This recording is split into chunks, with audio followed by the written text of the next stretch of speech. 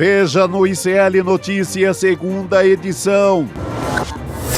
É o fim do tarifaço? Sabe, não pintou química, pintou uma indústria petroquímica. Estados Unidos e Brasil isolam bolsonarismo e sentam à mesa para discutir o fim das sanções. Evitou vexame às vésperas da COP30? A pedido de Lula, Davi Alcolumbre adia a sessão do Congresso que analisaria vetos à nova lei de licenciamento ambiental. Clima quente entre os ministros. Em meio a discussões sobre sucessão de Barroso no STF, Gilmar Mendes chama Luiz Fux de figura lamentável. O ICL Notícias, segunda edição, está no ar.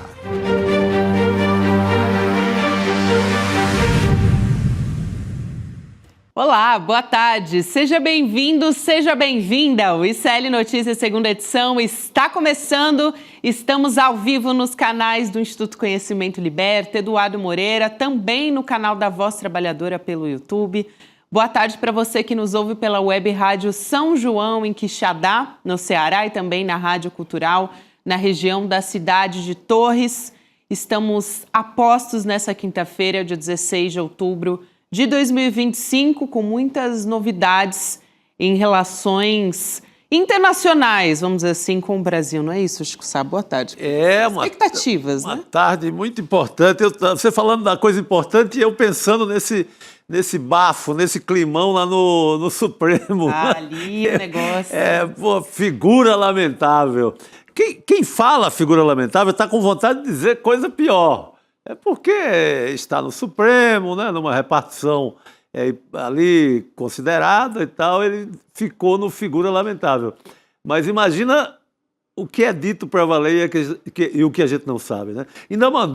O Gilmar ainda mandou o Fux fazer terapia.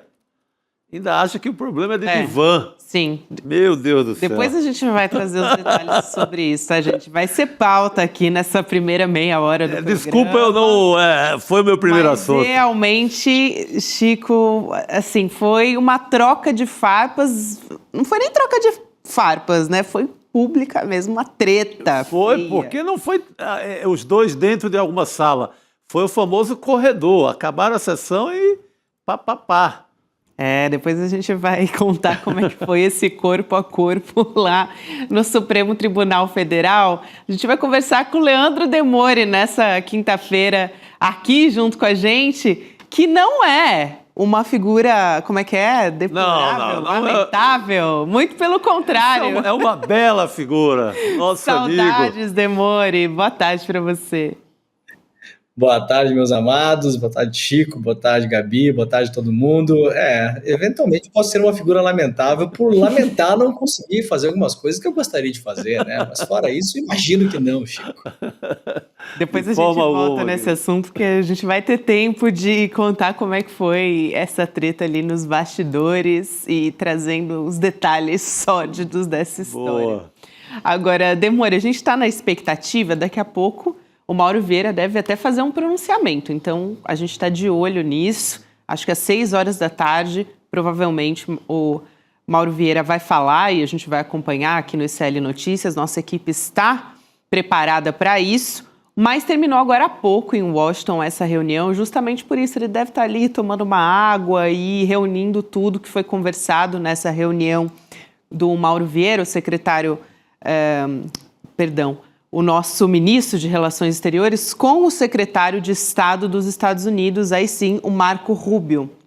Então, foi uma conversa reservada, essa provavelmente durou mais rápido, uns 15 minutos, e depois uma reunião mais ampla, de aproximadamente 50 minutos, e aí participou muita gente. Então, só para trazer um pouco de contexto de quem estava na reunião, a pauta, claro, foi o tarifaço, a possibilidade de suspender o tarifaço para alguns produtos e também as sanções contra, por exemplo, o ministro Alexandre de Moraes, sanções contra o Brasil.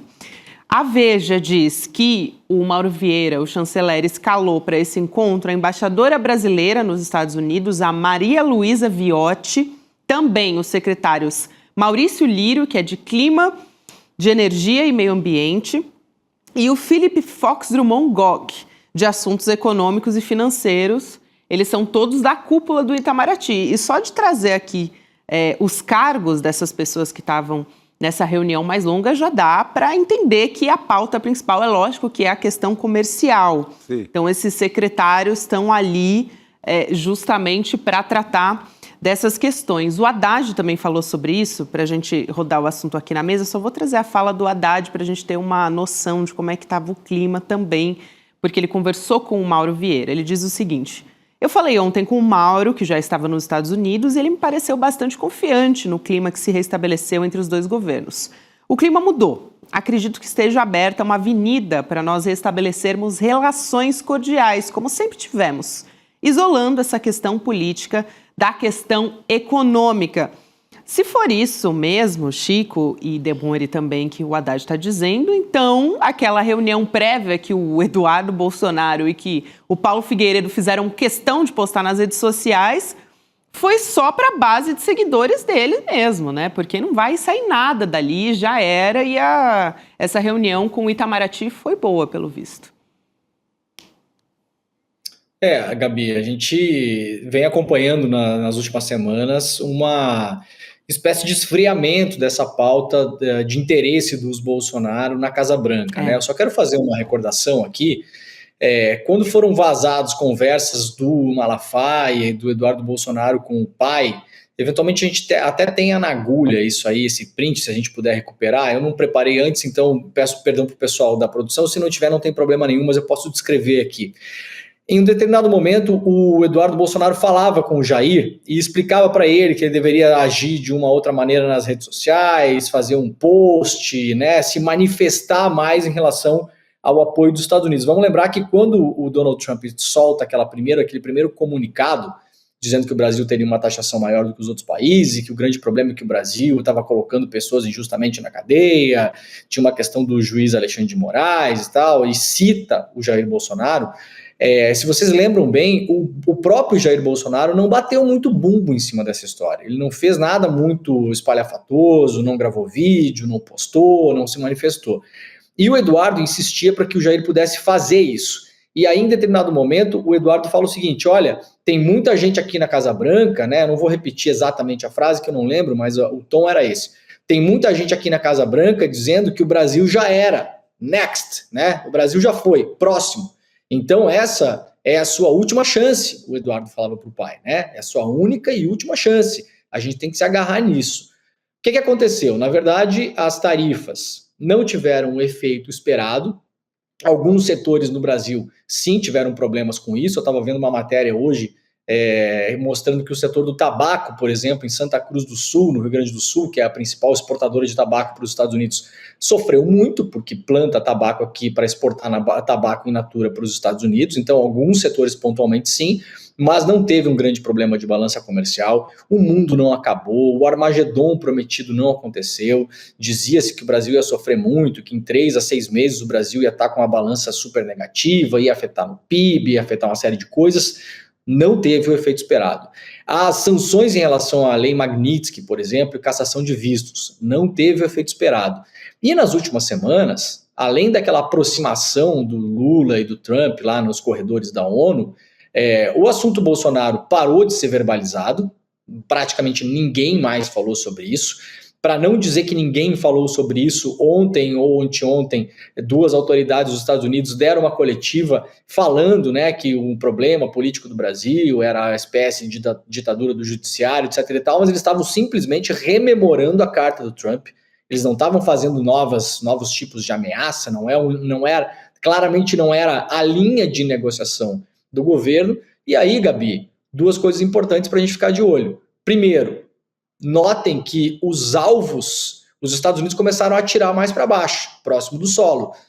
Caçaram primeiro o passaporte lá de autoridades de alto escalão, lei Magnitsky no Alexandre de Moraes e na esposa, mas depois, e eu já expliquei isso, Chico, com todo o respeito, não é nada em relação às pessoas atingidas, mas os últimos passaportes e vistos caçados, os vistos que foram caçados, as pessoas impedidas de entrar nos Estados Unidos, foi a presidenta do PSOL e o nosso amigo humorista Thiago Santinelli.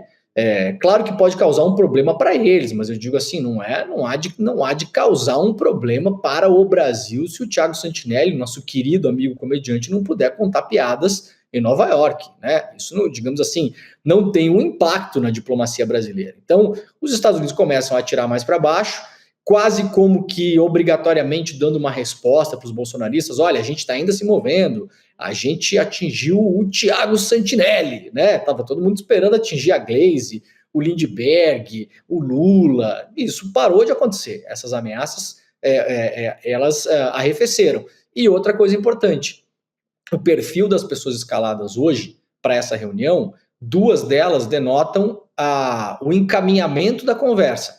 Uma delas ligada à área ambiental. Por quê, Gabi? Vamos lembrar que entre os pedidos dos Estados Unidos para essa negociação e a investigação comercial que foi aberta nos Estados Unidos também contra o Brasil, estão áreas como celulose, etanol, né? São 2 áreas que interferem na política ambiental brasileira. Então, os Estados Unidos querem trazer mais etanol dos Estados Unidos para o Brasil com uma tarifação menor, hoje paga cerca de 18%, eles querem que essas tarifas sejam abaixadas, e celulose, o Brasil exporta celulose in natura para os Estados Unidos, e a celulose é um componente super fundamental para a economia de qualquer país. Vamos lembrar, Gabi, fazer um exemplo aqui, o que seria da Amazon sem celulose, né? Como é que as coisas chegam nas nossas casas? Elas chegam em caixas de papel, de papelão, por exemplo. Como que você vai rodar uma Amazon sem você ter a produção de caixas de papelão nos Estados Unidos? E a maior parte da celulose exportada para o mundo, boa parte vem do Brasil. E boa parte vai para os Estados Unidos. Então é um componente, parece uma coisa trivial, né? A gente muitas vezes fala em microchip, em eletrônica fina, em materiais de minerais raros, mas assim, às vezes as coisas básicas são as que fazem a diferença. Não adianta você produzir um computador e não conseguir entregar na casa das pessoas. Você não entrega um computador na casa de uma pessoa sem produzir isopor, sem produzir cartão, sem produzir cartolina, sem produzir papel, sem produzir plástico. O Brasil é fundamental nessas cadeias. Então faz sentido alguém da área ambiental estar presente nisso e faz sentido alguém da área comercial estar presente nisso, porque a discussão comercial também passa, é fundamental, na verdade, nessa linha de negociação. Então, pelo perfil das pessoas envolvidas na conversa, a expectativa Exatamente. é que a conversa tenha caminhado por isso e eventualmente tenha se citado aí Alexandre de Moraes, Judiciário, Bolsonaro. Acho difícil, viu, Gabi? Mas não acho impossível. Vamos esperar a coletiva do Mauro Vieira para ver se ele vai trazer detalhes ou vai dar uma coletiva um pouco mais genérica. Levando em conta o perfil do Mauro Vieira, se ele não for talvez questionado por algum jornalista, acho que não vai dizer que falou sobre Bolsonaro na reunião, né, Chico? Acho que vai ser uma coisa mais relacionada a tarifas. Não é muito da linha dele, mas olha, os jogadores escalados aí na conversa, eu acho economia pura, não é? Muito cara de tarifaço. Tivemos muitos acontecimentos depois daquele encontro do Lula, do tal da hora da química lá, né? Dos 29 segundos da química lá entre o Lula... Ou a petroquímica. Ou a petroquímica, segundo o próprio Lula, né? Cada um mede o amor como viu ali. Isso. E tivemos, por exemplo, a China...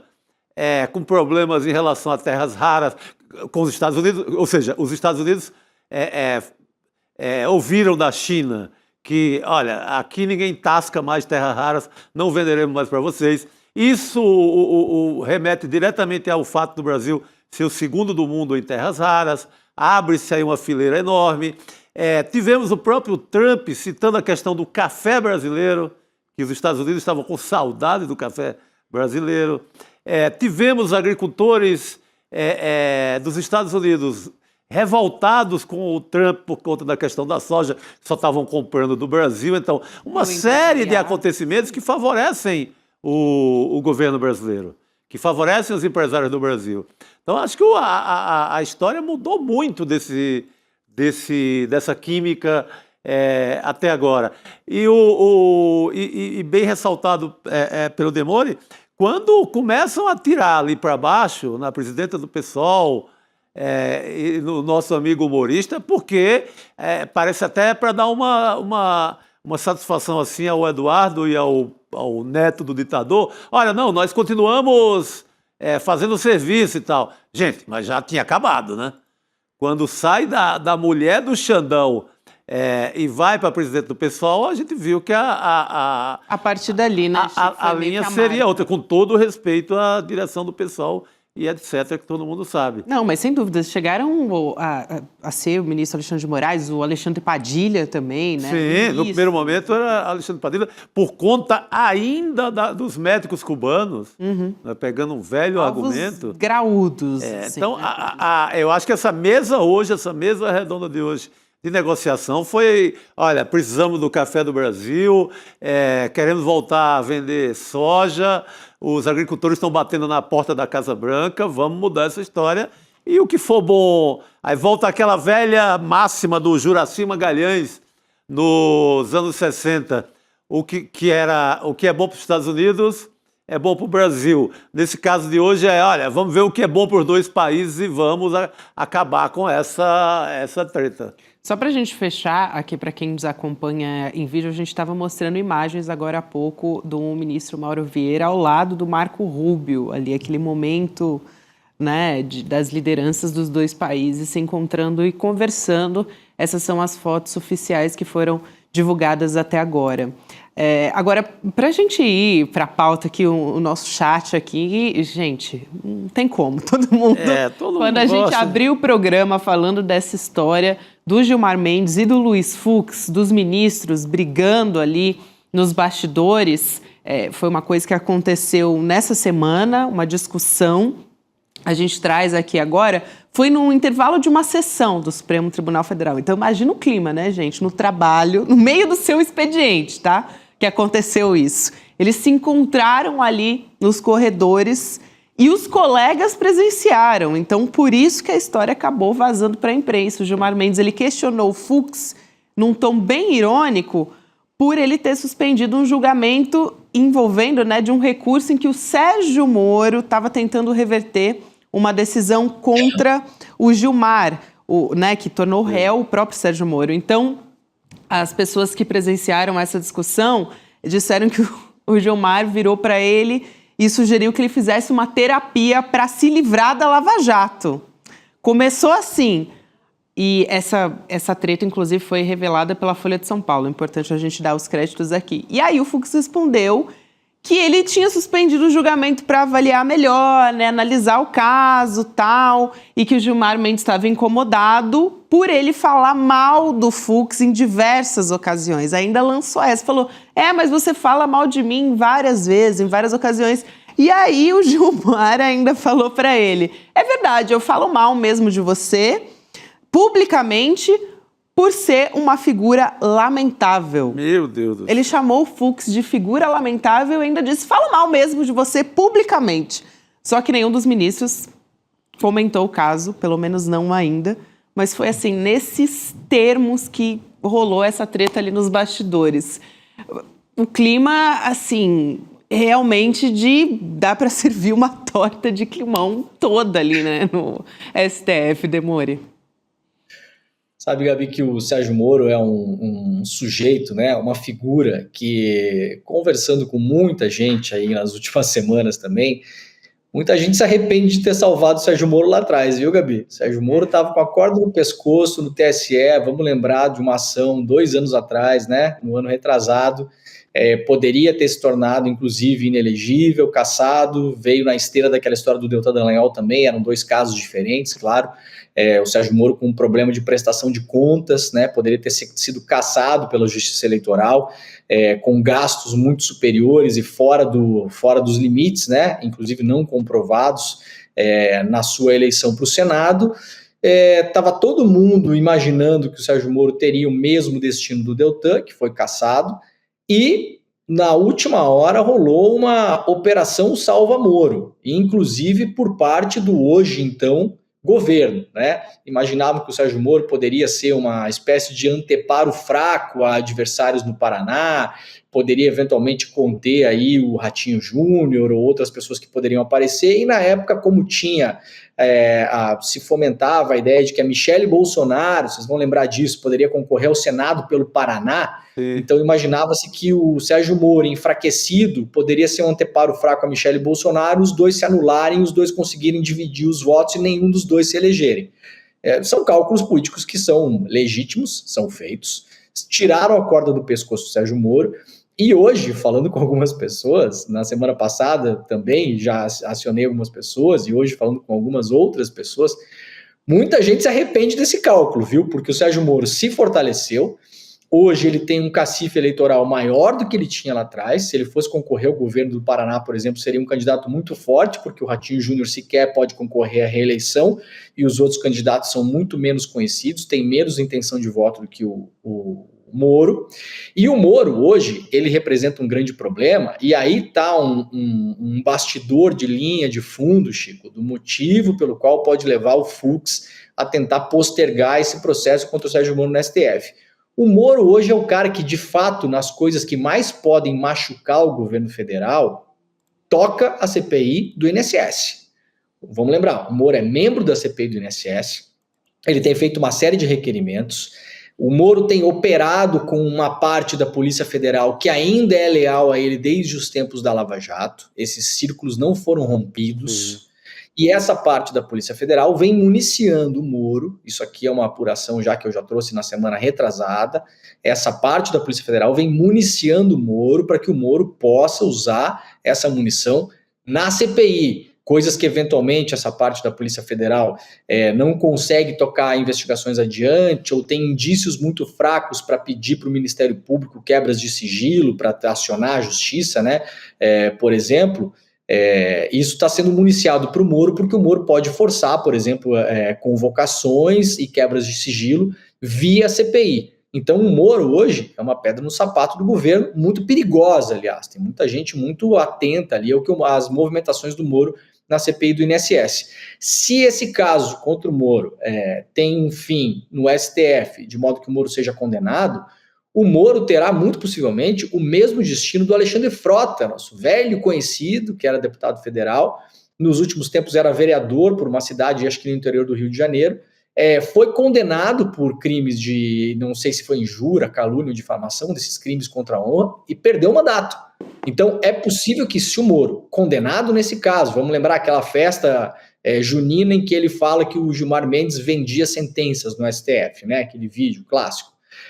Se o Moro for condenado no STF por isso, encaminha-se eventualmente uma cassação do Sérgio Moro, senador, e uma eventual inelegibilidade no Moro. Vamos lembrar que o Moro foi eleito na última eleição, o Moro tem 8 anos de mandato, então na próxima eleição o Moro não precisa nem sequer concorrer, ele vai continuar lá no Senado, né? Então, o Fux se joga na frente do trem, né? Pede vista.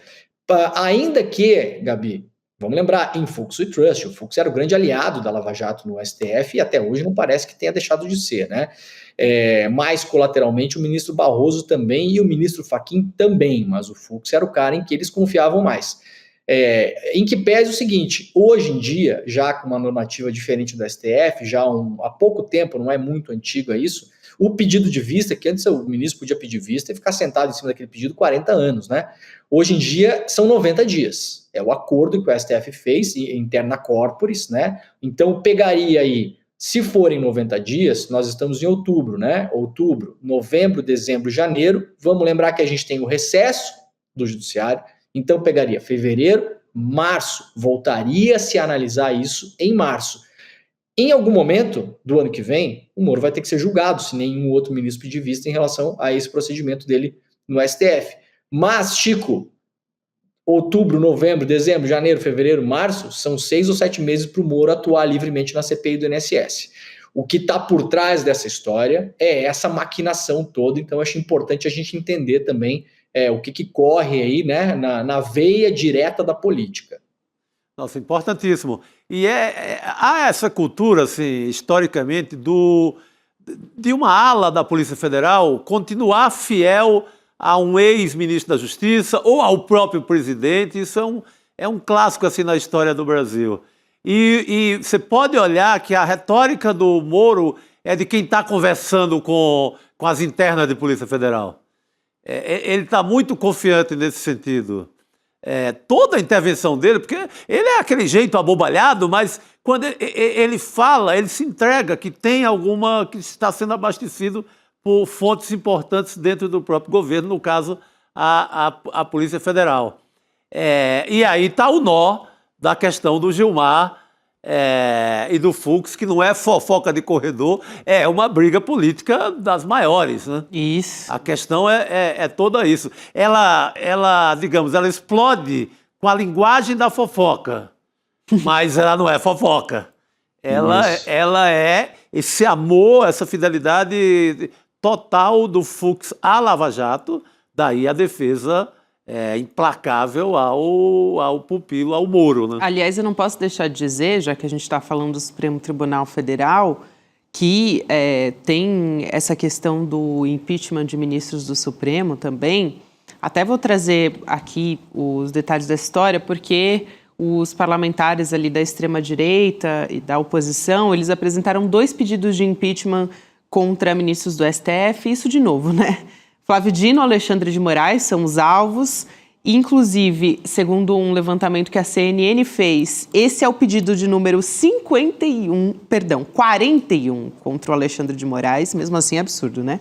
E Flávio Dino é o 7º. Então, assim, muita coisa. E aí, para tentar antever um cenário de maioria bolsonarista, eventualmente depois das eleições no Senado, o STF está tentando já pensar em endurecer as regras para não acontecer um impeachment do Supremo.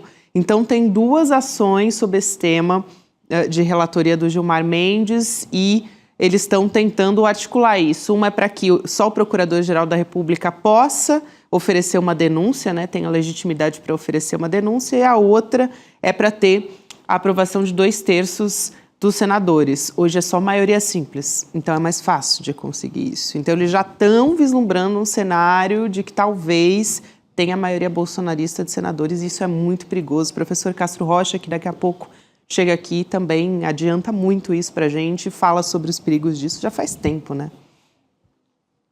O grande ataque, Gabi, é o judiciário, né? A direita se coloca como antissistema, e a personificação do sistema é o judiciário, em uma medida mais restrita o STF, e em uma medida personalista o Alexandre de Moraes, né? O Flávio Dino colateralmente, mas o Alexandre de Moraes é o sistema, ele é a personificação do sistema, a personificação do tirano, né? Sempre que você faz essa disputa retórica para você fazer algum tipo de revolução ou qualquer coisa, ou insurgência armada, ou golpe de Estado, você precisa da figura do tirano, né? Essa é uma questão estética da política, isso aí não é de hoje, né? Isso aí é de muito tempo.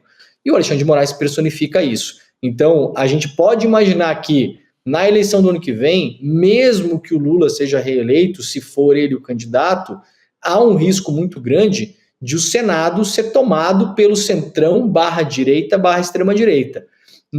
Esse ano, eu estava conversando, ano passado, foi esse ano, no começo do ano, no primeiro trimestre, eu estava conversando com o senador Jacques Wagner, que está há muito tempo na política, né, já ocupou vários cargos legislativos e executivos, e perguntei para ele sobre a questão do Senado, né, falei, olha, como é que está o Senado? Parece que é uma casa um pouco ainda mais republicana, entre aspas, né, onde as discussões têm ainda um certo nível.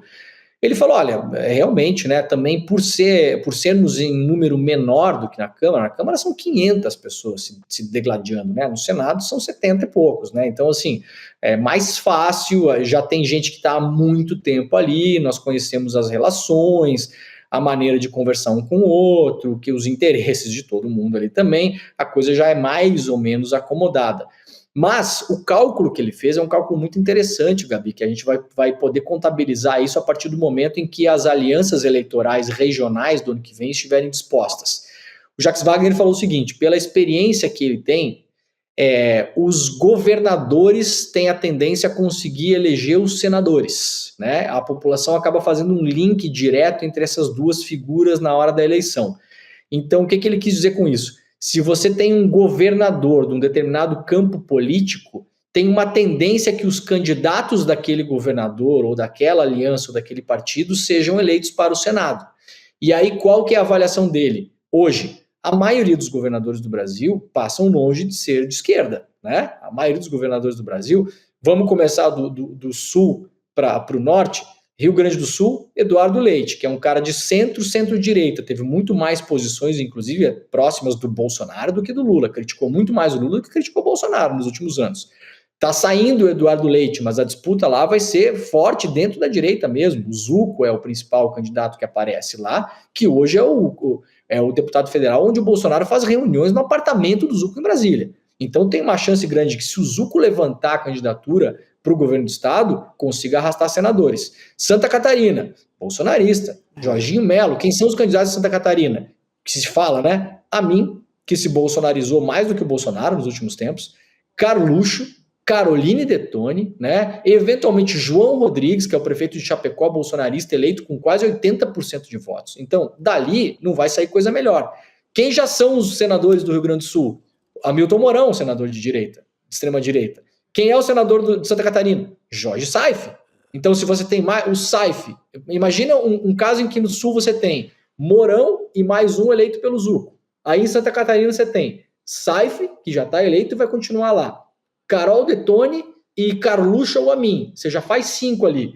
No Paraná, você já tem o Moro pela extrema-direita. Se você tiver ali uma concorrência ali de senadores e colocar mais um, você já está falando em 7, 8. Você partiu de 3 estados, Chico, com 7 e 8 senadores. Não, é muita vantagem. Aí você pega Rio de Janeiro. Você vai. A chance de ser senador de direita é grande. São Paulo, a chance de ser senador de direita é grande. Total. Minas Gerais, de direita, é grande também. Sim. Mato Grosso do Sul, Roraima. Então, assim, a perspectiva, mesmo que o Senado no ano que vem não seja totalmente assim de extrema direita, é assim, Chico, é chocolate 70% para cima, entendeu? 80%, eu diria, viu? Olha, vai estar na mão do Nordeste ali, de novo, mas com 9 estados, nem ali só de garantido é Ceará, Pernambuco e Bahia. O resto também é um Deus, assim, não é certeza. Para o Senado não é. O Sergipe não é, Alagoas não é. Alagoas teríamos ali o Renan, que seria favorável, ali é o campo progressista. O Lira não sei se vai, mas se for esse cara da presidência da CPI do INSS, é mais um de extrema-direita ou de direita. Então, não, o desenho é inferno de Dante no Senado. Bom, ainda tem tempo da gente se preparar, né? Antes disso.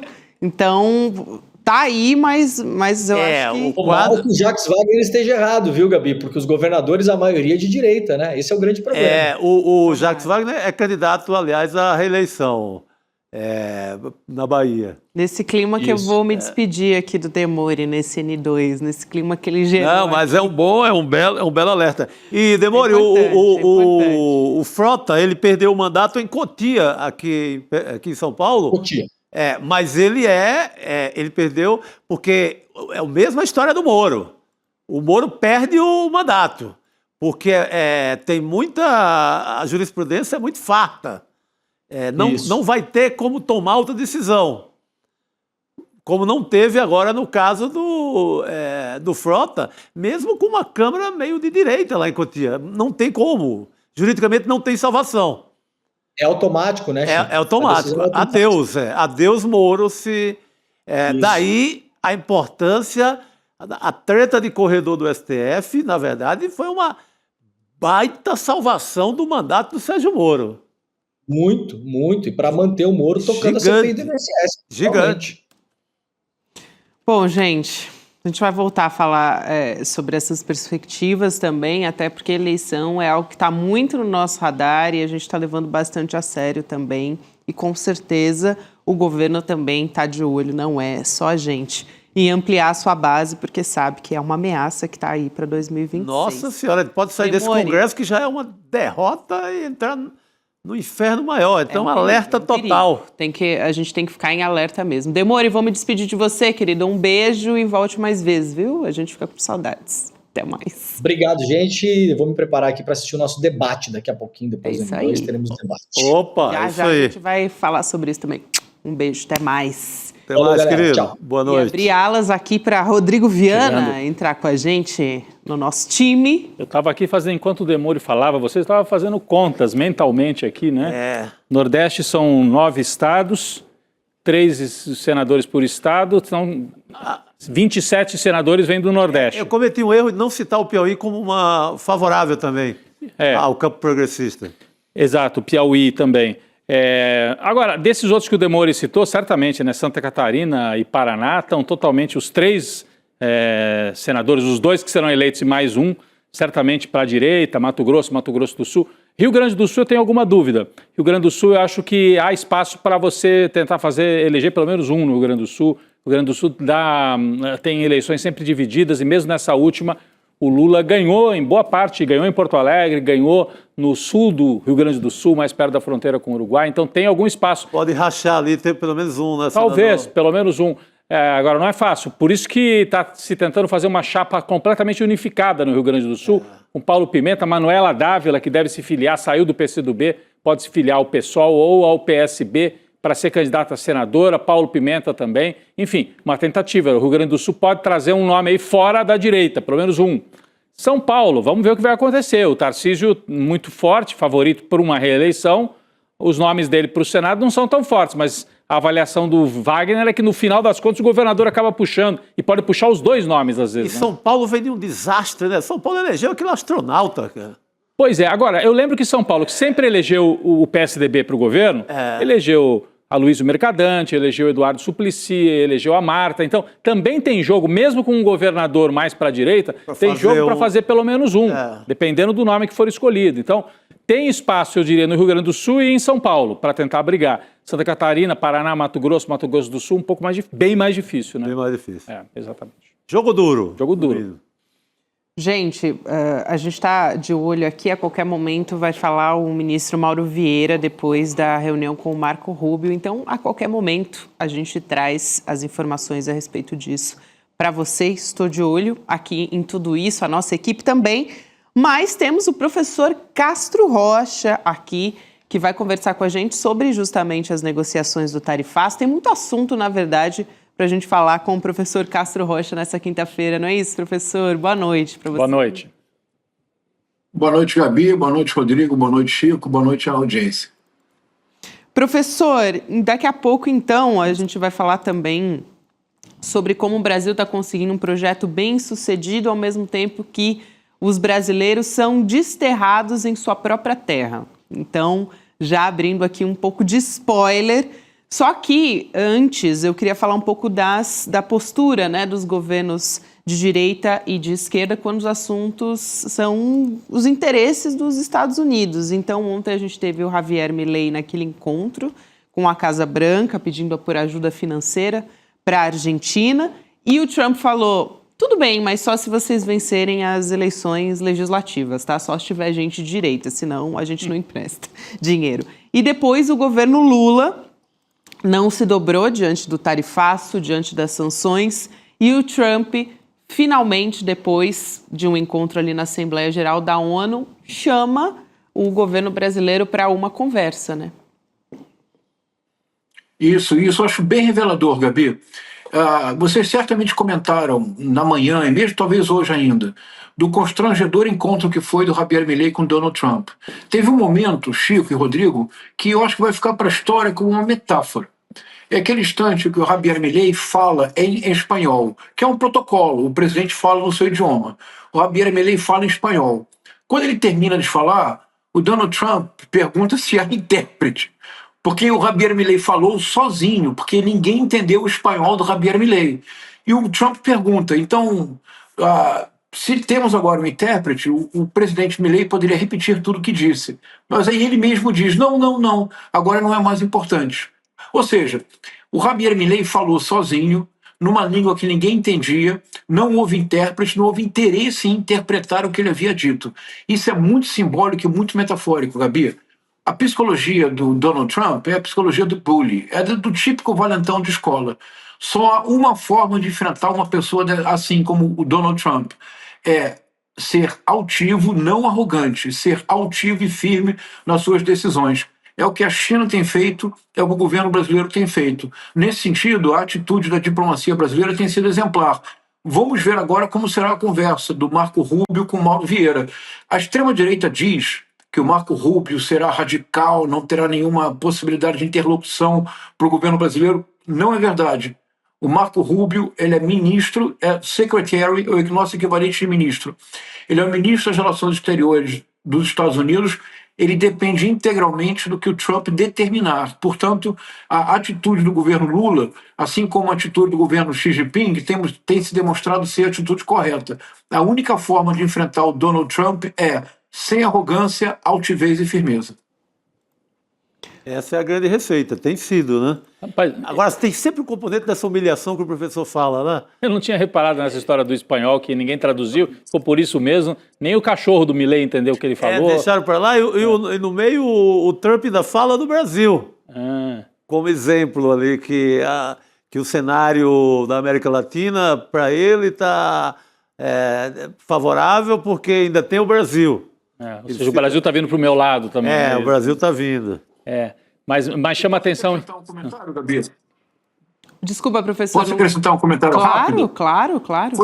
Quando ele disse para o Milei que, na verdade, tudo depende da vitória do Milei nas eleições, isso, de alguma maneira, tem ressonância no Brasil. Porque, veja, o que o Paulo Figueiredo Filho e o Eduardo Bolsonaro prometeram é que as retaliações contra o STF fariam com que o ministro Alexandre de Moraes recuasse, ou que a Suprema Corte tirasse o apoio ao ministro Alexandre de Moraes e levaria as pessoas às ruas pelo apoio que o Trump estaria dando. Nada disso aconteceu. O ministro Alexandre de Moraes não recuou, o Supremo Tribunal Federal hipotecou solidariedade ao ministro Alexandre de Moraes, as penas foram tão duras quanto nós esperávamos e as últimas manifestações a favor da anistia ou a favor do Bolsonaro não levaram ninguém para a rua. É óbvio que o Trump tem a informação da ausência de apoio popular às manifestações do Bolsonaro. Portanto, o que ele disse para o Milei, isto é, ou o senhor vence as eleições legislativas ou não há apoio. E isto também é válido para os bolsonaristas. Ou eles conseguem levar o povo para as ruas, ou eles conseguem um resultado concreto, ou, para dizê-lo em bom inglês do Donald Trump, Eduardo Bolsonaro e Jair Bolsonaro não passarão de losers. E com losers, o Trump não perde tempo. Exatamente. Ele não perde mesmo, a gente fala muito sobre isso aqui, né? O Trump não quer estar ao lado de perdedores nunca. Isso explica muita coisa, né? E também o fato de cada movimento desse que o Trump faz, ele acaba favorecendo o lado contrário, né? Aqui no Brasil isso ficou muito claro. Ele fez o que fez, o tarifaço, várias declarações e tudo, e o Lula aproveitou, não foi só isso, mas o Lula aproveitou esse embate para sair das cordas e ir para um momento um pouco melhor do governo. E na Argentina, eu estou acompanhando um pouco o noticiário, porque a gente vai ter eleições agora parlamentares no fim do mês. A avaliação, inclusive em jornais conservadores, no Clarín e no La Nación, é a mesma, de que essa fala do Trump, quase que fazendo uma chantagem, ou vocês votam no Milei, porque ele está chantageando o Milei, mas está chantageando o próprio povo argentino. Sim, ele está condicionando... Isso. Então, ou vocês votam no Milei, ou a Argentina quebra. É o que ele está dizendo para os argentinos. Né? É claro que uma parte acaba ficando com medo e vota por causa disso. Mas eu acho que ele acaba acirrando ainda mais um pedaço ali que nem é tão peronista, ou nem é tão assim da esquerda, mas fica, mas que história é essa? É igual aqui no Brasil. Muita gente que, mas peraí, também vamos apoiar essa gente aí que está com o bonezinho do Trump, pegou mal, inclusive, para o Tarcísio, né? Então, tem essa leitura também, que o movimento do Trump, por ser muito exagerado, né, e por falar muito para o público interno dele, para a direita latina lá para dentro, a hora que ele ataca o Lula, a hora que ataca o peronismo argentino, ele está falando para o público interno dele lá nos Estados Unidos. Mas, nos países... Na Argentina, no Brasil, acaba tendo efeito, às vezes, contrário. O Canadá foi o primeiro exemplo disso. Exatamente, o Canadá. Exatamente, a Austrália. Né? Então, acaba sendo um movimento esquisito, porque ele precisa fazer para conversar com o eleitorado dele, mas o objetivo final acaba sendo o contrário do que ele gostaria. Né? Exatamente. Isso. É porque, em última instância, Rodrigo, a extrema-direita é muito exitosa em produzir ruído. Mas quando se trata da tarefa administrativa, do cotidiano, do dia a dia, a extrema-direita tem mostrado, a extrema-direita do tipo de Donald Trump e Jair Messias Bolsonaro, que é uma extrema-direita tuiteira, do ponto de vista prático, os resultados têm sido desastrosos. Exatamente. Aliás, aproveitando, professor, a gente vai falar de um personagem aqui, a gente estava falando de Washington e a gente pode voltar a qualquer momento para os Estados Unidos, porque teve um encontro entre o nosso chanceler e também o Marco Rubio na Casa Branca. Então, depois a gente fala sobre isso a qualquer momento. Mas, olhando aqui para o Brasil, mais especificamente para Cuiabá, no Mato Grosso, tem uma espécie de vexame acontecendo ali, que é o prefeito, o Abílio Brunini, que, aliás, era muito conhecido nos corredores do Congresso Nacional por ficar atrapalhando o assunto sério, né? Votação de projeto, CPI, enfim. Ele foi obrigado a dar o braço a torcer agora e pedir ajuda para o governo Lula. Ele está considerando até decretar calamidade financeira pela segunda vez em 10 meses, desde que ele está à frente da prefeitura lá de Cuiabá. Então, a gente preparou aqui para mostrar um pouco a diferença das falas dele, do Abílio. Isso no intervalo de um mês, tá, gente? Então a gente está vendo aqui na tela, mas para quem me ouve, o Abílio Brunini disse no dia 18 de setembro de 2025, o município de Cuiabá, enquanto eu estiver na frente da prefeitura, não se senta com o pessoal da esquerda, porque a gente não gosta de sentar com mentiroso. Isso foi dia 18 de setembro. No dia 9 de outubro, não deu nem um mês, na verdade, ele disse o seguinte, semana passada, então. Quanto ao governo federal, nós temos diversas pessoas articulando para buscar projetos e tudo mais. Nós protocolamos pedidos do novo PAC em todos os processos. Foram liberadas 4 creches para nós, mas nós protocolamos mais de 40 projetos e os outros não foram aprovados.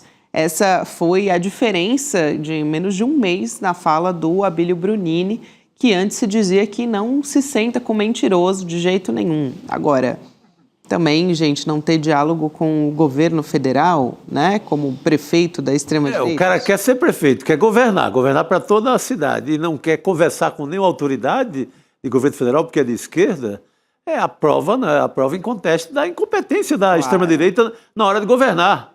O próprio guru dele, o Bolsonaro, esteve em Cuiabá com ele durante a campanha eleitoral, e um repórter pediu para o Bolsonaro listar as obras, os benefícios que ele fez para a cidade de Cuiabá. O Bolsonaro olha para um lado, olha para o outro, tenta ver se tem alguém que possa salvá-lo. Não tinha nenhuma obra, nenhum serviço levado para Cuiabá. É a mesma história do deputado, agora prefeito, segue a mesma coisa, é a incapacidade total de gerir, de construir obra. O que o Bolsonaro fez no Brasil inteiro? Uma ponte de madeira lá perto da Colômbia. Que caiu, né? Que caiu.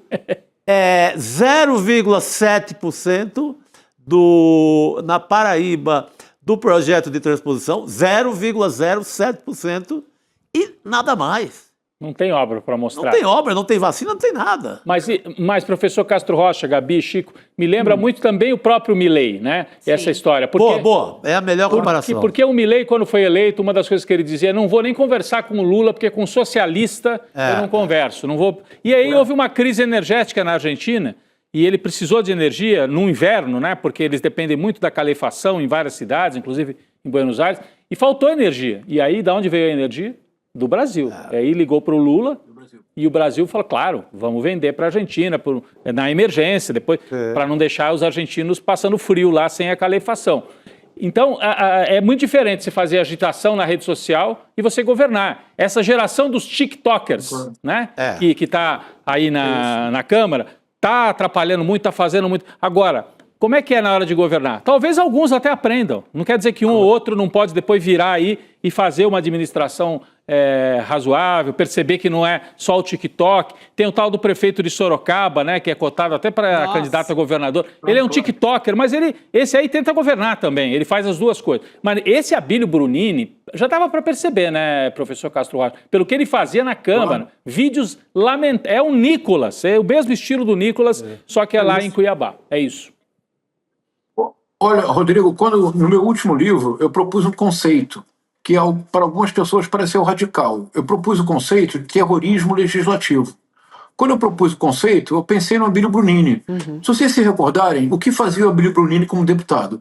Ele não apresentou um único projeto para o Mato Grosso. O que ele fazia? Nada, né? Ele ia nas comissões e impedia o trabalho das comissões. E Gabi, se você lembrar, ele era um homem volumoso, ele era particularmente agressivo com as mulheres, especialmente as mulheres trans, como a deputada Érica Hilton e a deputada Duda Salabert, que são duas deputadas que fazem um trabalho maravilhoso. Há cenas do Abílio Brunini em que ele literalmente projetava o corpo em cima da deputada federal Érica Hilton, da deputada federal Duda Salabert, para impedir que elas falassem. Então, eu propus o conceito de terrorismo legislativo com a seguinte ideia. Ele lança a mão sistematicamente da violência simbólica para impedir que o parlamento funcione, para impedir que haja diálogo. Ele ia nas comissões com a única finalidade de não permitir que os trabalhos fossem feitos. Isto é um tipo de parlamentar cuja finalidade é desmoralizar a Câmara Federal. Com que objetivo? Obter likes, de modo a lacrar para obter likes e ter lucro. Lucro, tanto monetizar quanto lucro político. Ele se tornou prefeito de Cuiabá. Há dois casos, Chico, Rodrigo e Gabi, que eu acho que nós precisamos explorar mais do ponto de vista reflexivo. O Abílio Brunini como um paroxismo, como um exemplo máximo, mas o governador Tarcísio de Freitas. Em ambos os casos, o que de fato ocorre é uma grande capacidade de produzir ruído nas redes sociais por parte do governador Tarcísio de Freitas, é uma extraordinária blindagem da mídia corporativa, mas se você vai ver efetivamente realizações, é desastre. Por exemplo, o Abílio Brunini conseguiu em 10 meses ter 2 decretos de calamidade financeira, é um recorde absoluto. Veja, o Rio de Janeiro teve um político de enorme correção, de grande honestidade, um quadro muito importante, o Roberto Saturnino Braga. Vocês se recordam que quando ele foi prefeito do Rio de Janeiro, ele foi obrigado a decretar falência do Rio de Janeiro? Você se recorda disso, Chico Rodrigo? Sim. A carreira do Saturnino Braga, a carreira política, acabou. Porque, com muita honestidade, ele decretou falência. Mas ele era o prefeito, ele decretou no final do mandato. Não há como você desligar a decretação da falência do Estado de um nível qualquer de incompetência administrativa. E o Roberto Saturnino Braga era um grande quadro, um homem de grande valor. O Abílio Brunini acabou em 10 meses fazer decreto de calamidade financeira 2 vezes, afirmar que não procura a esquerda porque a esquerda é mentirosa, depois pedir apoio. Quer dizer, isso é muito claro. Esse tipo de político de extrema-direita, eles são ótimos para fazer campanha, porque quando fazem campanha, eles não estão no poder. E a retórica deles, a retórica do ódio, é pura destruição. Agora faz um corte rápido para o Tarcísio de Freitas. Gabi, o que fez o Tarcísio de Freitas em São Paulo? Vamos lá. Privatizou a Sabesp. Aumentou o preço, a água aumentou muito em São Paulo. Ele está destruindo a educação. Há um número crescente de professores do estado de São Paulo que estão pedindo licença por problemas de saúde mental, porque existe uma reestruturação absurda dos currículos no sistema estadual. Os pedágios do Tarcísio de Freitas são absolutamente irracionais. Há pessoas que saem para trabalhar e todo dia gastam de 100 a 200 reais pagando pedágio. Em ambos os casos, são governos cujo único projeto é sucatear o Estado para privatizar o que puder. Para concluir, me permito dizer uma coisa. Vamos ficar de olhos muito abertos, porque o Abílio Brunini pode estar querendo retirar o Estado das funções sociais no neoliberalismo predador e utilizar a justificativa do decreto de falência do Estado para retirar progressivamente o Estado de funções sociais. Nesse sentido, se isso acontecer, ele estará rompendo com um critério básico de responsabilidade fiscal, que é o mínimo necessário para educação, saúde e cultura. Se isso acontecer, o Abílio Brunini deve sofrer impeachment antes de terminar o mandato. Porque para pessoas como Abílio Brunini, só há uma solução, é o judiciário. Perfeito. Eu pensei em outra solução, eu não vou falar, porque meus advogados não permitem. Vamos deixar os advogados do ICL, né? Vamos consultar. Não ter que dar esse trabalho para eles. Rodrigo, olha, atualizando aqui, eu prometi que traria informações sobre o pronunciamento do nosso ministro das Relações Exteriores, o Mauro Vieira. Ele teve esse encontro, então, lá com o secretário de Estado dos Estados Unidos, o Marco Rubio, e ele disse que o encontro entre Lula e Trump vai acontecer. A apuração da Ana Flor da Globo News é que deve acontecer em novembro, então seria só no mês que vem, mas isso é uma apuração dela. Agora, nessa reunião, também, segundo uma apuração dela, não teve uma conversa tão aprofundada, por enquanto, sobre temas específicos, tá? Só que já ficou acertado que os dois países vão levar os seus interesses para a mesa de negociações. Então, foi uma primeira aproximação. O Rubio, segundo disseram também, foi cordial com o Mauro Vieira, com a delegação brasileira, então isso é um bom sinal. Foi essa reunião que foi de 15 minutos, por isso que não deu para aprofundar tanto, né, gente? 15 minutos é realmente uma primeira aproximação.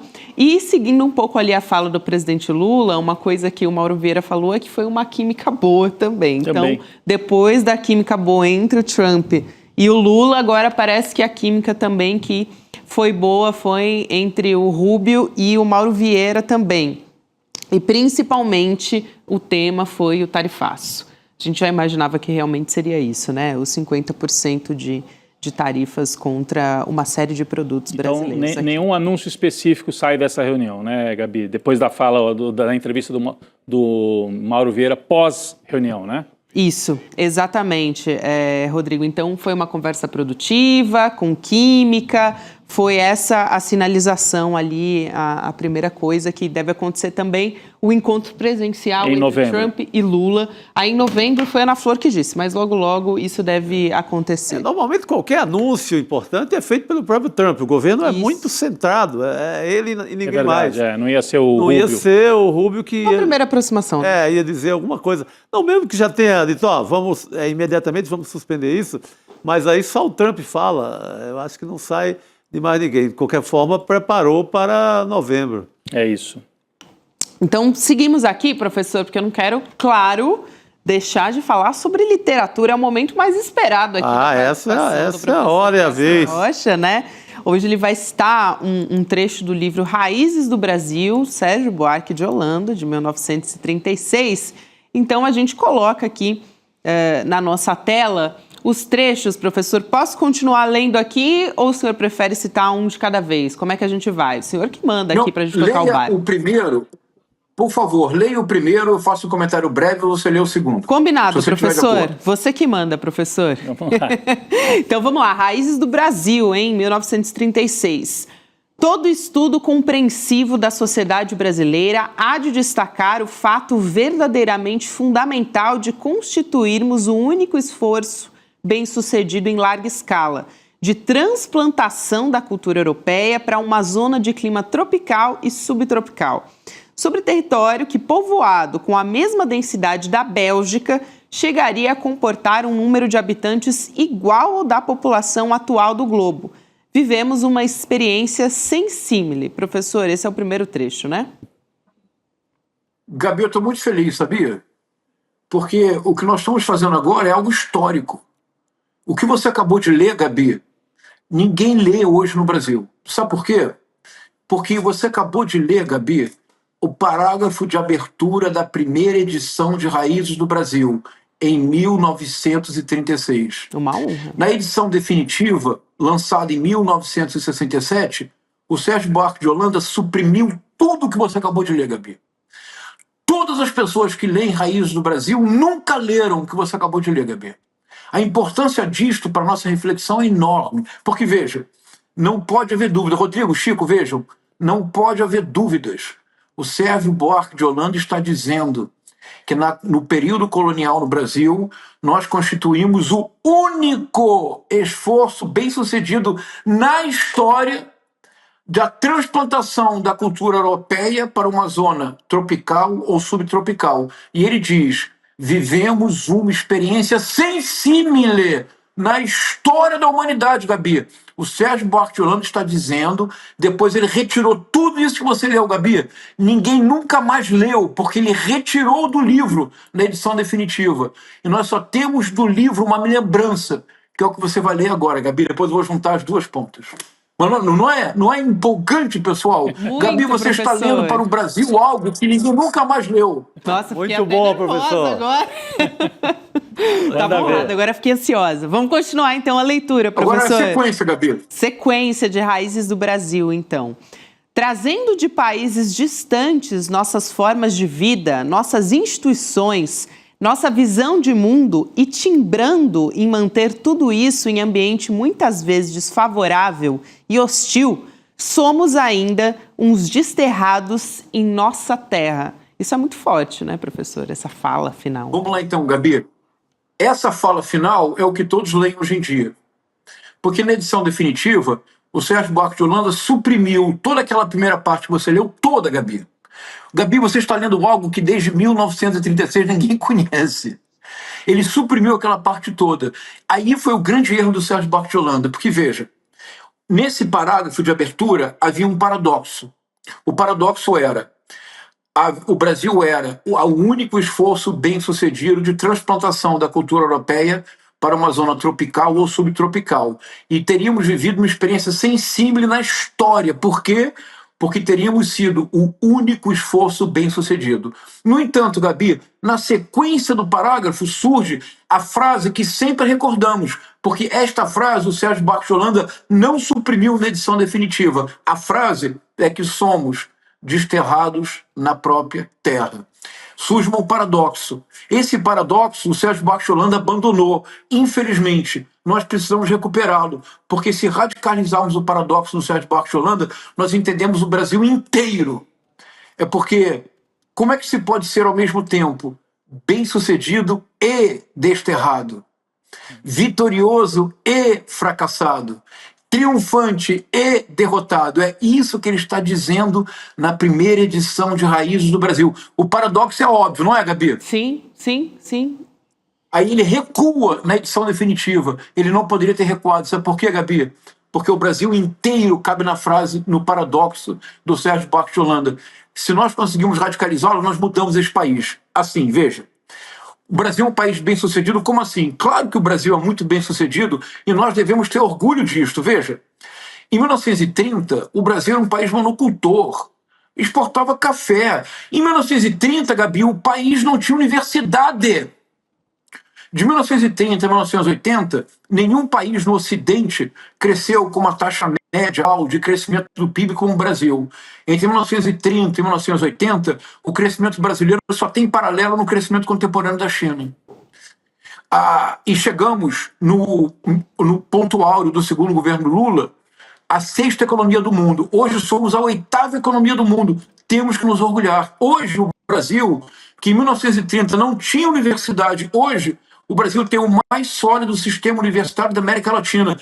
Não há nenhum país latino-americano que tenha um sistema universitário tão sólido quanto o brasileiro. Veja, eu viajo para a Universidade de Nápoles.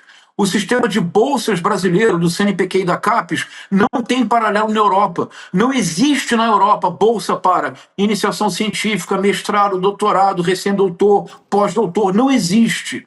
Nós conseguimos construir um sistema universitário de excelência. Precisamos melhorar? Sim, mas conseguimos. Agora, ao mesmo tempo, Gabi, somos bem-sucedidos. Somos a 8ª economia do mundo, não há como negá-lo. Ao mesmo tempo, nós somos o 8º país mais desigual do mundo. Nós somos um país em que a carga tributária é deixada para os pobres. Eu, que sou um modesto professor de literatura na Universidade do Estado do Rio de Janeiro, no meu contra-cheque, 27% são descontados, mais 5% da Previdência do Estado do Rio de Janeiro, mais de 30% do meu salário. Gabi, super rico no Brasil não paga imposto.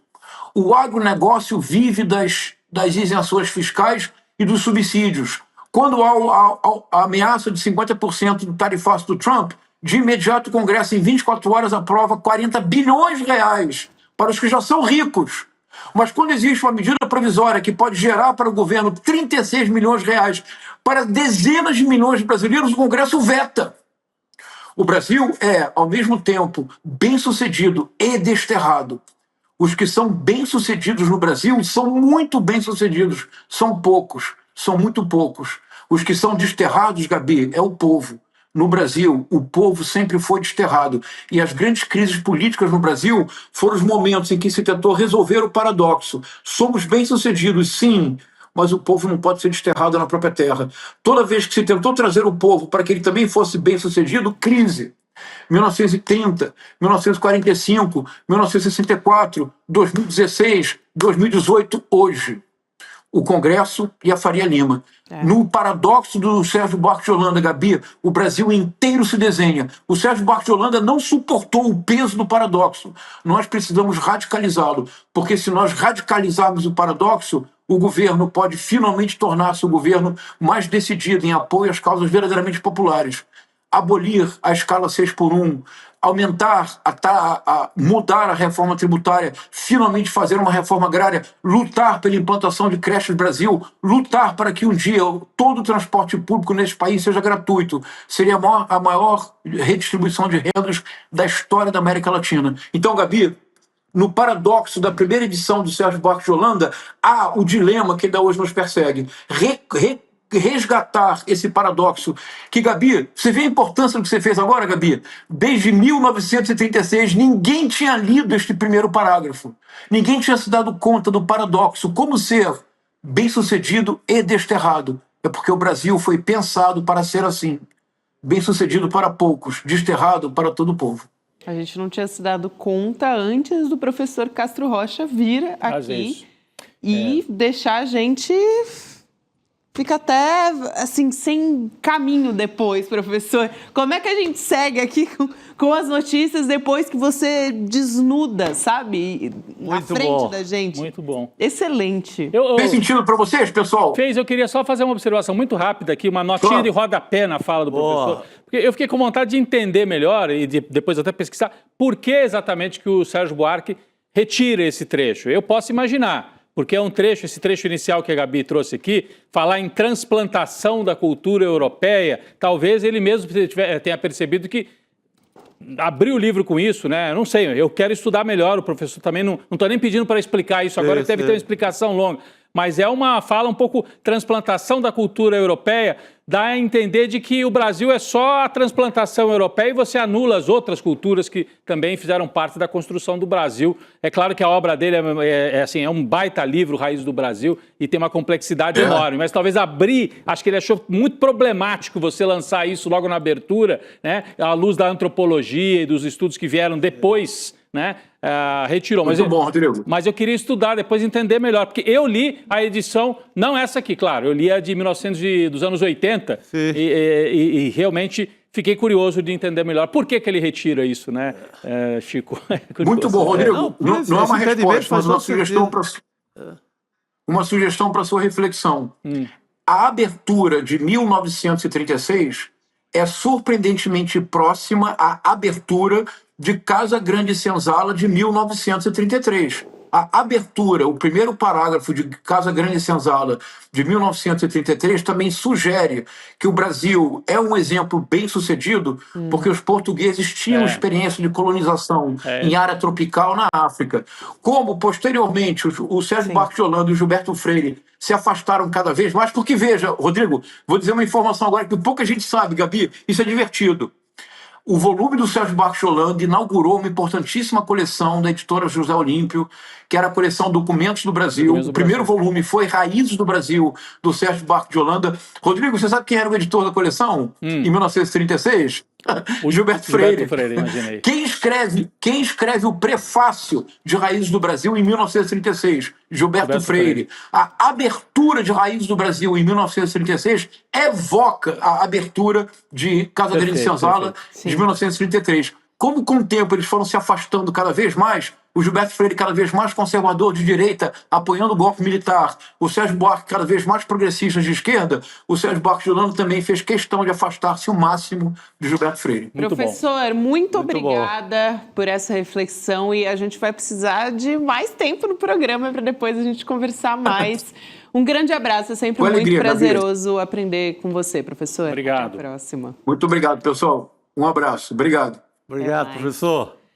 Eu quero lembrar vocês também que logo depois do N2, você fica aqui junto com a gente, porque vamos ter debate para você que assistiu o nosso documentário, o Vai para a Argentina, Carajo. Esse é um dos presentes que a gente traz no nosso pacote de aniversário de Moraes, né?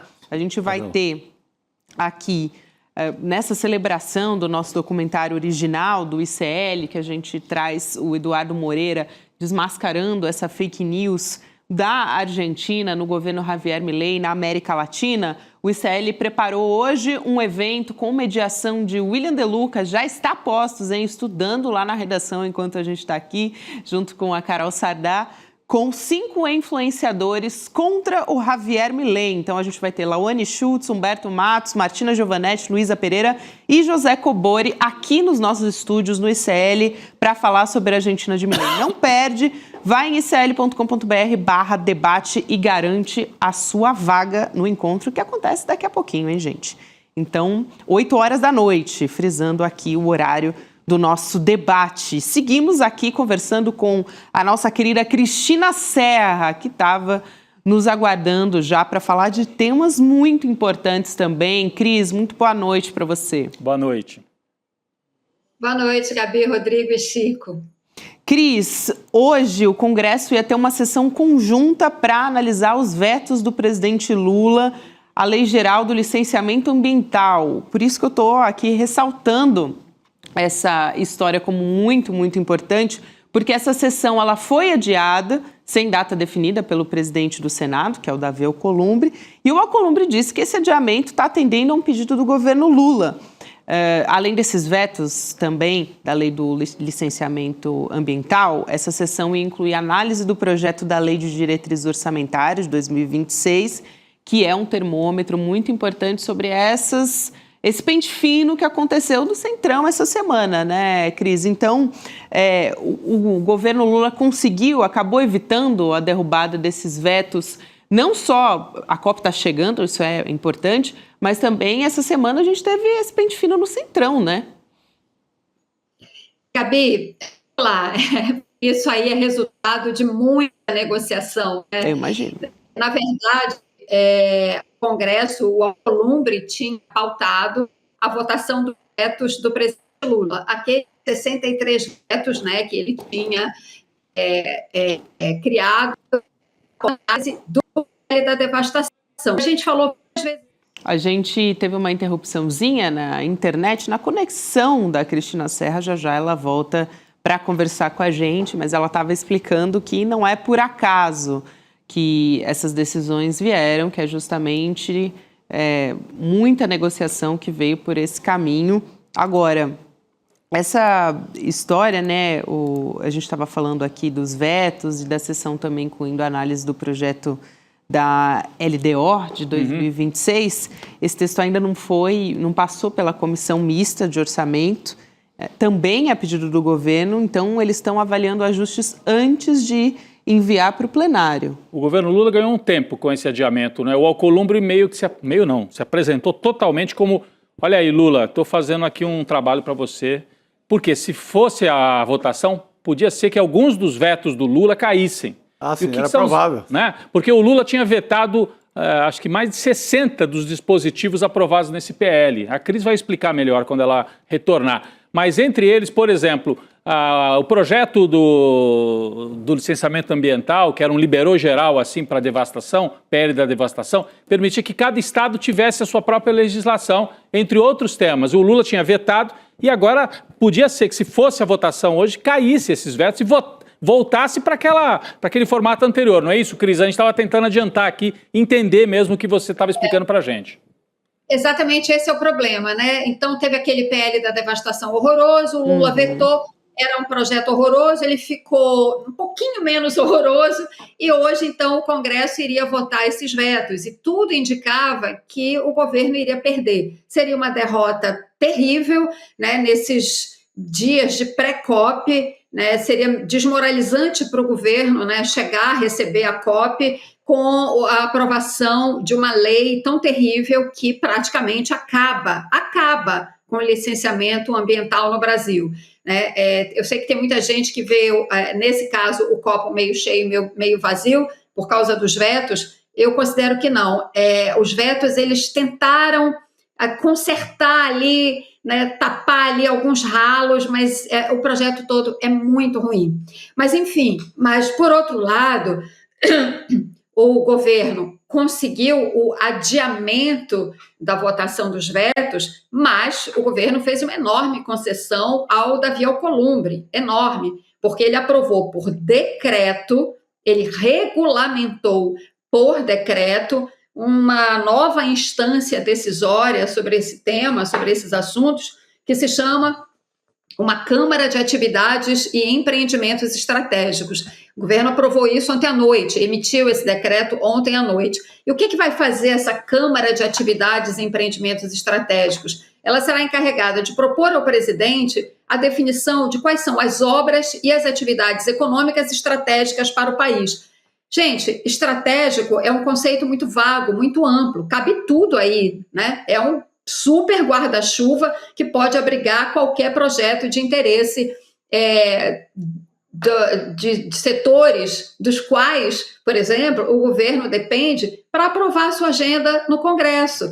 Por exemplo, o projeto de grande interesse do Davi Alcolumbre, que é a margem equatorial, aprovar a exploração de petróleo na margem equatorial. Então, essa Câmara, que agora está regulamentada, ela fica sob a coordenação da Casa Civil do Palácio do Planalto, com a participação de vários ministérios e tudo mais. Então, assim, você cria uma nova instância político-administrativa, né, sujeita a enormes influências políticas, né? Todos aqueles setores que tiverem interesse em determinados projetos e que no Congresso têm votos importantes para que o governo aprove outros projetos, aprove a sua agenda, né? Todos esses setores, então, onde é que os lobbies vão atuar? Junto a essa Câmara. Então, a questão ambiental vira um objeto de negociação política. Com essa Câmara, você esvazia o papel dos órgãos, da estrutura administrativa do Estado brasileiro, que têm, enfim, a função de fazer o processo de licenciamento ambiental. É muito ruim, fruto, porém, dessa negociação política que envolve o Davi Alcolumbre, com todo o poder que ele tem de dirigir o Congresso Nacional. Cris, isso é muito bom, né? Porque é um processo administrativo, tem muita gente comentando aqui a respeito disso, de como a população muitas vezes não entende a gravidade e o quanto isso, na verdade, está protegendo não só o meio ambiente, no fim das contas, a população também, né? Na ponta está protegendo as pessoas. Então, muita gente aqui no nosso chat ressaltando isso aqui também. Cris... Eu queria muito rapidamente, claro. É muito ruim ver também, né, que na hora do aperto, né, o que você coloca no altar do sacrifício da negociação política? O meio ambiente. Perfeito. Isso é muito ruim, muito ruim. Perfeito. Cris, aqui para a gente trazer uma outra pauta que não deixa de ser importante, que atingem 2 parlamentares bolsonaristas, a deputada federal Ana Paula Lima, que é do PT de Santa Catarina, protocolou hoje uma representação na PGR contra 2 bolsonaristas, né, deputados que também são catarinenses. Ela está pedindo investigação da Júlia Zanata e do Zé Trovão por suspeita de uso irregular de emendas parlamentares. As emendas PIX, aliás, os 2 participaram daquele motim bolsonarista. No fim das contas, foi só o Zé Trovão e outros 2 parlamentares, né, o Marcelo Van Hatten e o Marcos Polon, que entraram ali, de fato, na mira do Conselho de Ética da Câmara dos Deputados. Mas a Zanata estava lá também, inclusive com um bebê. Levou durante o motim bolsonarista. Foi muito grave o que aconteceu. Mas essa ação, ela tem como base uma reportagem do nosso portal, do ICL Notícias, revelando indícios de fraudes em licitação, direcionamento de contratos e superfaturamento envolvendo essas prefeituras de Santa Catarina. Reportagem da nossa repórter Amanda Miranda, reforçando aqui. Então, tem esses 2 parlamentares estão sendo alvo de uma ação agora, especificamente sobre emendas PIX, né, Cris? Gabi, esses 2 parlamentares são, assim, a fina flor do pântano bolsonarista, né? E não surpreende nem um pouco que eles estejam envolvidos nessa falcatrua. A reportagem, aconselho que as pessoas vão lá no site e leiam em detalhes, que é uma extensa reportagem, detalha todas as irregularidades, o favorecimento a uma empresa cheia de suspeições, cheia de irregularidades já constatadas. E ainda assim, esses 2 destinam essas emendas PIX para essa mesma empresa, contrariando todas as normas já estabelecidas pelo TCU, etc. Agora, por que também que eles conseguem fazer isso, né? Porque essas emendas PIX são um absurdo, né? Aquela velha história do orçamento secreto que a gente falou aqui tantas vezes, né?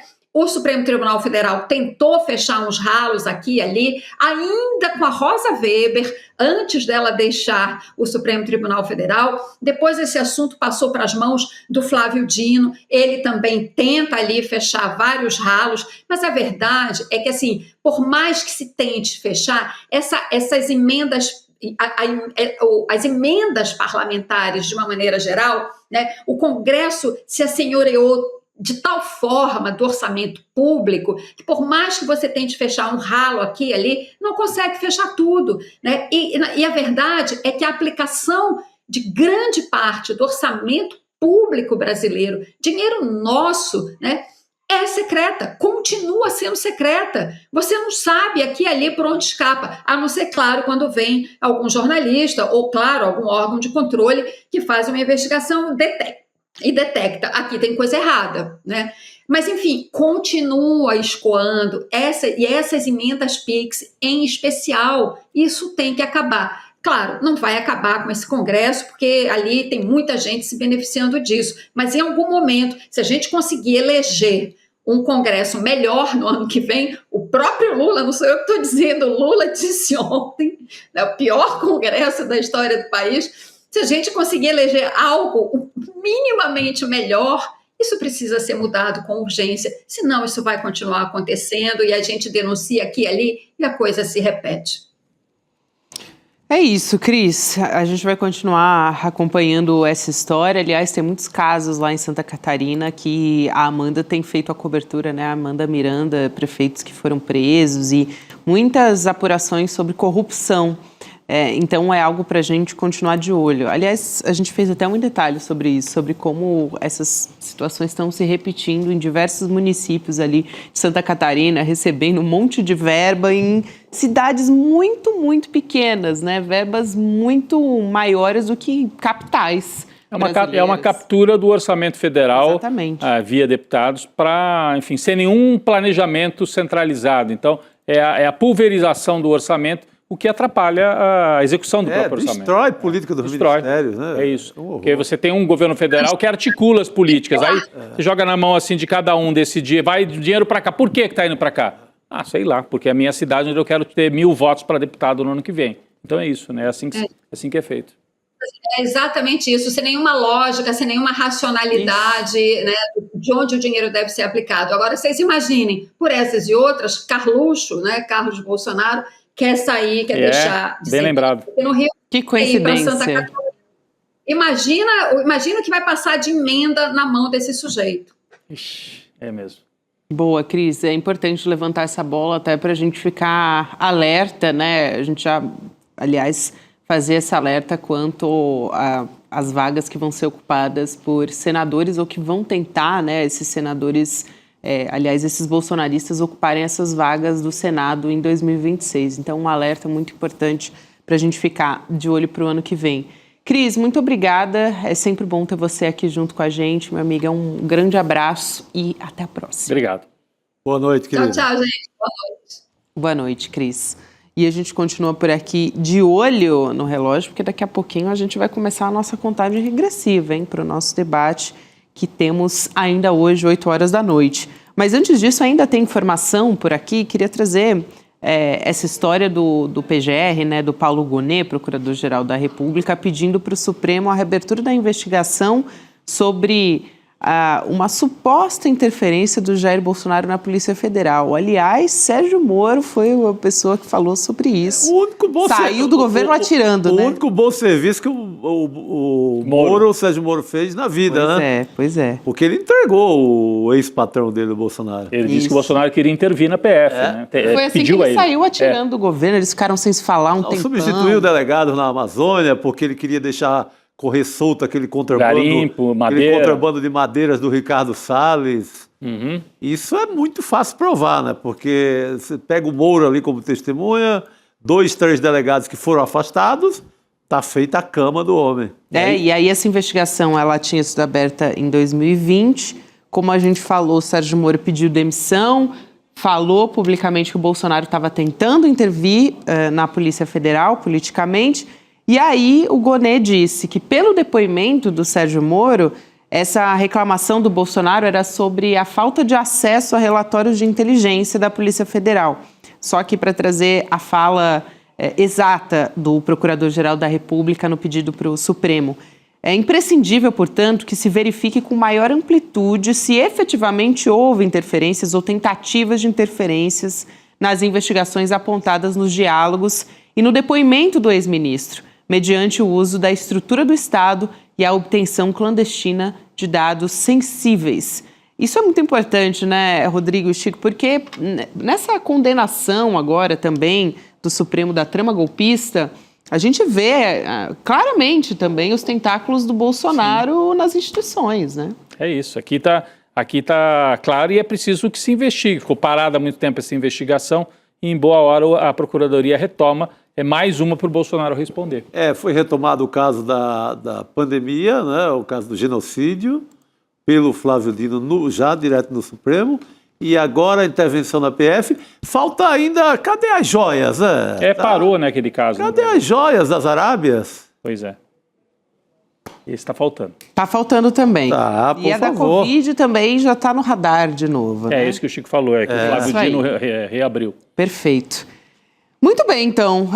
Eu quero lembrar vocês que tem uma nova edição da revista Liberta que está aí. Acabou de sair, está quentinha essa edição. A capa é sobre essa arrancada do presidente Lula, assunto que a gente tem falado aqui quase que diariamente no ICL Notícias e de toda essa conjuntura política, né, de como ele está favorito nessas pesquisas da corrida eleitoral de 2026. Tem artigos exclusivos do Felipe Nunes, que aliás é um craque nesse sentido, muito né? Bom. Marina Lacerda e também do Maurício Moura. Falamos também nessa edição, essa capa tá ótima, né? Inclusive é do Aroeira, essa capa. Eu ia falar, mais uma capa assinada pelo Aroeira. Genial. Muito boa. Me lembra algumas capas da Carta Capital de antigamente aí. Muito boa a capa. É o Lula e os outros ali comendo poeira, né? Tarcísio e outros. Zema, né? E o Caiado.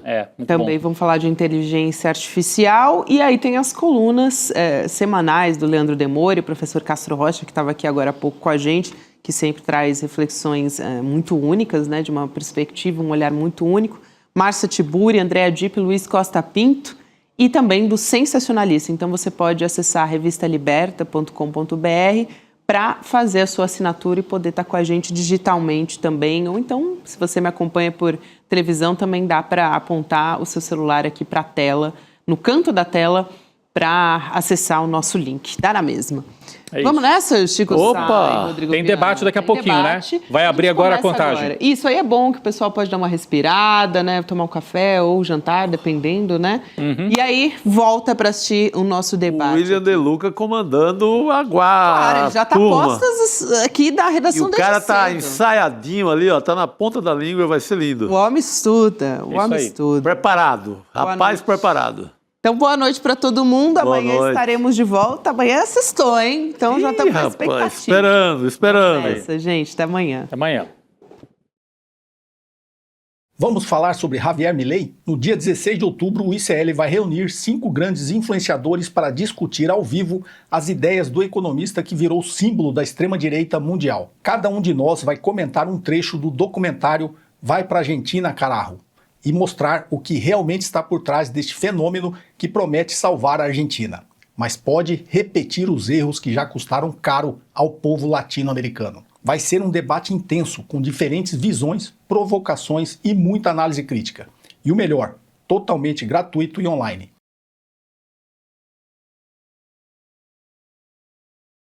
Todos os dias, as principais notícias do Brasil e do mundo direto no seu WhatsApp, com informação de qualidade e sem fake news. Escaneie agora o QR Code e entre para o canal do ICL Notícias.